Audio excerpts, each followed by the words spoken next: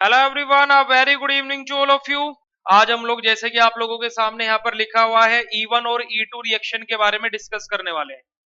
बात कर लेते हैं अब E1 रिएक्शन की। E1 reaction,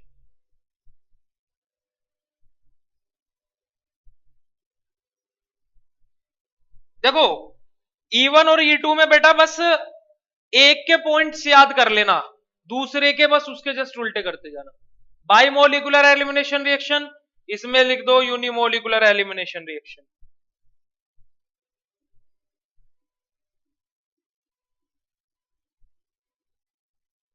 unimolecular elimination reaction,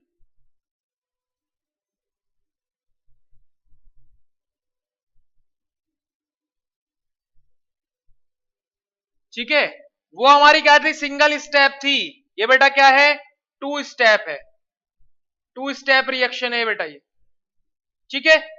उसके बाद में वहां पर हम लोगों ने क्या लिखा था, और तीसरा पॉइंट हमने क्या लिखा था, नो कार्बोकैटायन फॉर्म। यहां पर क्या होगा, carbocation will be form, carbocation form. अब कार्बोकैटायन बन रहा है तो बेटा बेटा क्या होगा, यहां पर रीअरेंजमेंट भी पॉसिबल होगा।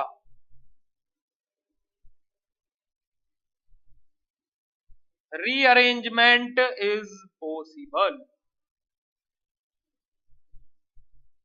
ठीक है। अगला पॉइंट उधर क्या लिखा था, देख लो क्या लिखा था जी, strong base. Strong base solvent क्या था, स्ट्रोंग बेस था। यहां पर हम लोग क्या यूज करेंगे बेटा, वीक बेस यूज करेंगे।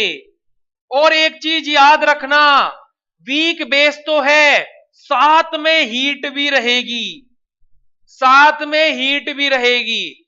मतलब जिस रिएक्शन में तुम्हें हेलोजन एल्काइल हैलाइड दिख जाए और weak base as an solvent और साथ में हीट दिख जाए, तो सीधा बोल देना E1 रिएक्शन है। बोल देना बेटा क्या, E1 रिएक्शन है।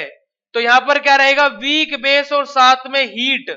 इसके लिए एग्जाम्पल बेस्ट है इथेनॉल प्लस हीट। तो आप लोग लिख लो C2H5OH प्लस हीट, यानी कि टेम्परेचर हमें यहां पर जरूरत रहेगी। बात कर लेते हैं यहां पर अगले, आगे हम लोगों ने वहां पर और क्या लिखा था, रेट के बारे में लिखा था। यहां पर बेटा देखो ये क्या है, यूनिमोलिकुलर है, यानी कि रेट क्या होगा, यूनिमोलिकुलर है मतलब रेट क्या होगा, रेट ऑफ रिएक्शन।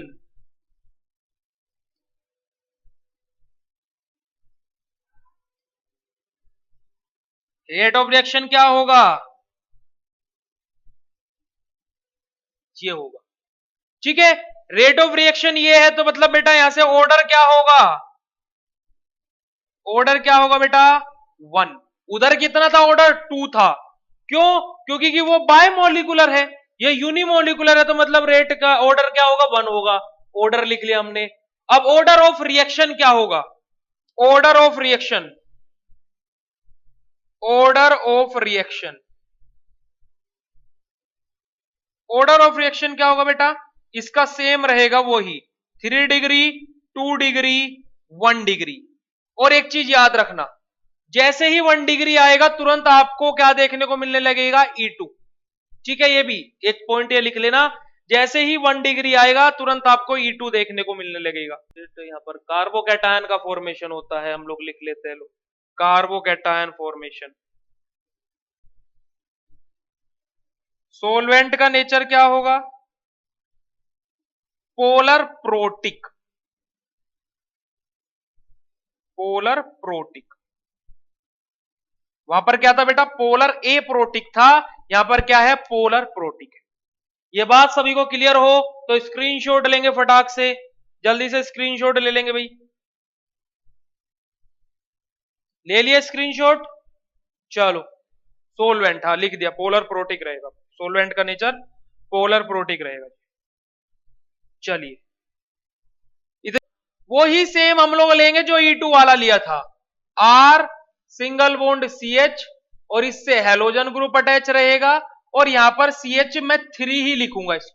इसको हाइड्रोजन मैंने अलग क्यों नहीं हटाया, क्योंकि बेटा 2 स्टेप रिएक्शन होनी है, अगले स्टेप में हम इसको हाइड्रोजन अलग करके लिखेंगे, ठीक है। जो पहला स्टेप है बेटा, जो पहला स्टेप है, यहीं पर हमारा क्या फॉर्म होगा बेटा, कार्बोकैटायन हमारा फॉर्म होगा। यहीं पर इसी स्टेप में कार्बोकैटायन फॉर्म होगा, मतलब यहां से हैलोजन ग्रुप रिमूव हो जाएगा। यानी कि ये स्टेप क्या होगा बेटा, स्लो होगा। और स्लो स्टेप हो मतलब देखो एक चीज याद रखना हमेशा केमिस्ट्री में, जिस स्टेप में कार्बोकैटायन इंटरमीडिएट बन रहा हो वो स्टेप बहुत स्लो होता है, और वो स्टेप स्लो होता है इसी वजह से उस स्टेप को हम बोलते हैं R D S, rate determining step. ठीक है, तो अगर जो आप लोग एक और पॉइंट उधर बढ़ाना चाहते हो इधर, तो आप लोग लिख सकते हो in E one reaction step number 1 is rate determining step, या फिर ऐसे लिख सकते हो step 1 is rate determining step. ठीक है, ऐसे यहां पर लिख सकते हो आप।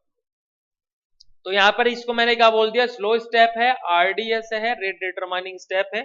और यहां पर सबसे जरूरी चीज क्या रहेगी बेटा, यहां पर हम लोग यूज करेंगे अपना क्या, वीक बेस, और साथ में क्या रहेगी बेटा, हीट रहेगी। इसको मत भूलना, इसको मत भूलना। ठीक है, कार्बोकैटायन इंटरमीडिएट बना दीजिए, आ जाइए, आर सिंगल बॉन्ड CH और सिंगल बॉन्ड CH3, और इधर क्या बन गया हमारा, कार्बोकैटायन इंटरमीडिएट। ठीक है, यहां पर लिख लीजिए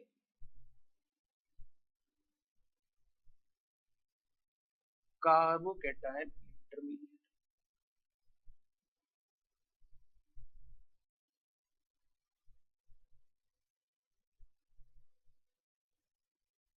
ठीक है, अब ये कैसे बना वो तो सभी को पता होगा, हेलोजन ग्रुप क्या कोई सा भी हो, Cl, Br, I और F, हर कोई नेगेटिव चार्ज कंटेन करता, तो हेलोजन ग्रुप हटा होगा तो वो नेगेटिव चार्ज लेकर के गया, क्योंकि ये बॉन्ड को अपना खींच करके लेकर के जाता है ना। इस पर नेगेटिव चार्ज आया होगा, नेगेटिव चार्ज आया होगा तो इससे अटैच, जिससे भी अटैच होगा उस पर पॉजिटिव चार्ज आया होगा। इतनी बात तो सभी को पता है।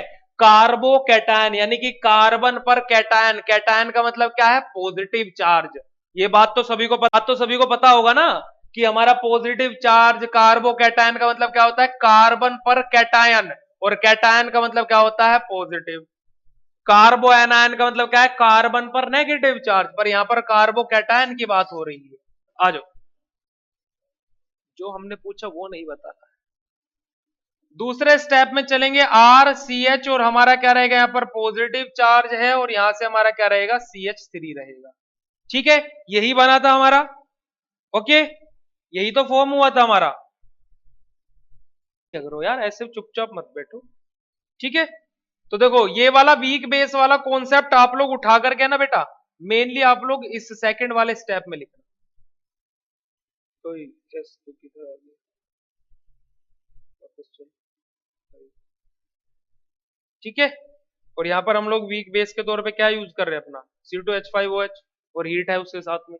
ठीक है, अब ये कार्बोकैटायन जो इंटरमीडिएट बना है, जो यहां पर कार्बोकैटायन इंटरमीडिएट फॉर्म हुआ है, अब इसको बेटा, इस वाले को आप लोग हाइड्रोजन की फॉर्म में लिख दो। अब इसको क्या कर दो, हाइड्रोजन वाली फॉर्म में लिख दो। क्यों, क्योंकि जो वीक बेस का OH नेगेटिव है वो इस हाइड्रोजन के ऊपर अटैक करेगा, और यहां से क्या कर देगा, -H2O कर देगा। ठीक है, और यहां से क्या फॉर्म होगा बेटा, और तुरंत ये यहां से बॉन्ड इधर शिफ्ट होगा, यहां पर डबल बॉन्ड का फॉर्मेशन होगा, और R सिंगल बॉन्ड CH और डबल बॉन्ड CH2 का बन जाएगा हमारा एल्कीन। ये हमारा होता है बेटा क्या, E2 रिएक्शन। ठीक है, अब यहां से जो ये यहां बन रहा है, अब आप लोग बोलोगे सर रीअरेंजमेंट वाला कॉन्सेप्ट क्या बोलता है। देखो जो ये हमारा बन रहा है, if it is not stable, if not stable, तो हमें यहां पे क्या है, रीअरेंजमेंट देखने को मिलता है। हमें यहां पर क्या देखने को मिलता है, रीअरेंजमेंट, अगर जो ये स्टेबल नहीं है। ठीक है, तो ये आप लोगों की E1 रिएक्शन है। वीक बेस इस वजह से लेता है क्योंकि हमें कार्बोकैटायन इंटरमीडिएट का फॉर्मेशन कराना है, और कार्बोकैटायन इंटरमीडिएट का फॉर्मेशन कराना है, तो इस वजह से वीक बेस ले रहे हैं। ये तो नॉनसेंस क्वेश्चन हुआ, बिल्कुल कोई सेंस ही नहीं है इस क्वेश्चन में। एक काम करना, E1 रिएक्शन में स्ट्रॉन्ग बेस लिख करके आ जाना जाके एग्जाम में।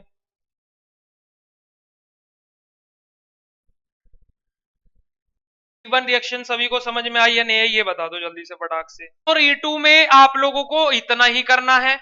अब हम कल आप लोगों को इसकी थ्योरी E1 के लिए जो आपकी थ्योरीज रहेंगी स्टेप बाय स्टेप, और E2 के लिए स्टेप बाय स्टेप थ्योरी आपको कल सिरजिफ रूल और सिरजिफ प्रोडक्ट और होफमैन प्रोडक्ट के बारे में, और कल हो सकेगा तो हम लोग मार्कोनिकोफ और एंटी मार्कोनिकोफ रूल को भी पढ़ेंगे।